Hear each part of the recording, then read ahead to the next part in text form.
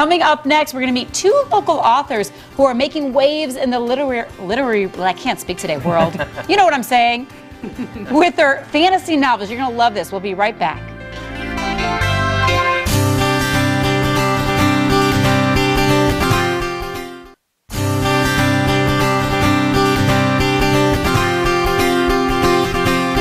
They grew up childhood friends and took 3 years to finish their first novel. They are now on their third installment of their fantasy series. The book is called The Fall of the Templar.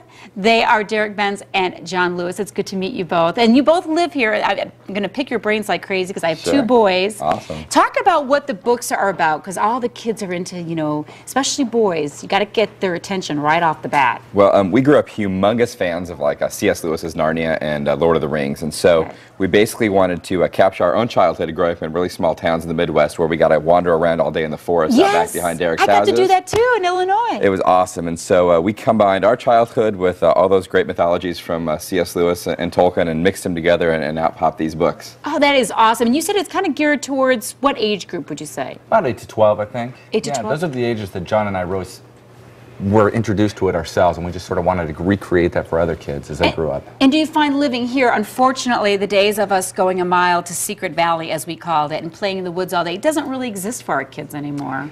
It doesn't, both from, I think, a safety standpoint. You know, there's a lot of, you know, we moved to Arizona and there's the 6-foot block walls and we live in a gated community, and, you know, that's why we kind of wanted to show our kids, you know, this did exist at least once upon a time. And there still are places. We go back home every once in a while and go to grandma's house and on these little farms, but it's shrinking, and so it's fun to be able to capture that and at least remember it. Absolutely. We have some pictures from the book, things that kind of get kids an idea of what you have there.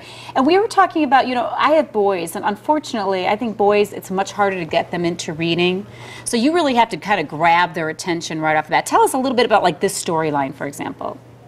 Well, we try to capture, you're talking about reluctant readers, and, I mean, books today, I think, compete against video games and massive multiplayer online worlds. Kids are on MySpace, and so you're right, you got to capture them. And so we kind of write, we're more from the George Lucas school of writing, where it's fun and adventurous. We're not interested in winning great awards for artistic value, as we want to have fun stories that engage kids, because then kids will go from reluctant readers and introduce them into bigger books, you know, so we have to start them somewhere. So we're all about the fun, but so Derek can tell you a little bit about kind of why we did the stories and kind of what they're about. I love the Star Wars background. My son is total Star Wars kid. Oh, yeah. And John and I have known each other since, you know, we like to say since before diapers. Our parents knew each other before we were born. And one of the greatest memories John and I have is I gave him for his 6th birthday an Obi-Wan Kenobi Star Wars figure at his birthday party. So that was great. Star Wars has had a huge impact on us. Yeah. Don't you find it's amazing how kids today are as into it as you guys were however many years ago? It blows me away. And so do these books kind of have that same good guy, bad guy, that whole feel? And the character's name's Max. My son's name's Max, so I love that. Awesome. Yeah, I mean, is that kind of the model that you used? It is. You know,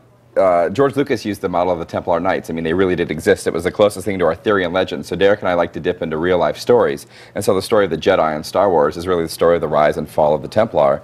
We copied kind of that same background and that same history in our books. And so they're definitely, I mean, we were heavily influenced by C.S. Lewis, by Tolkien, by George Lucas, by Stan Lee and Marvel Comics. I mean, all of that stuff that we loved as a child, as children, are in there. Cartoons, you name it, except for SpongeBob. He hasn't made it in yet, but thank God. Soon, maybe one day soon. No, please. All right. It's okay. Got enough of that in my house. I think it's wonderful. And if you are looking for a series for, especially a boy, I'm sure the girls love them too, but especially boys, you might want to definitely check this out. I think it's awesome. And this is the 3rd one. Congratulations. Thank you very much. And thanks for writing them. I'm hooked already. I love it. You love Star Wars and good and bad. My kids will love it. And if you want more information, of course, on the new book or any of the books, go to our website, Dollar Hotline. Good to see you both. Thanks again. We appreciate it. Thank you. Coming up next, we'll go ahead and preview Monday's show.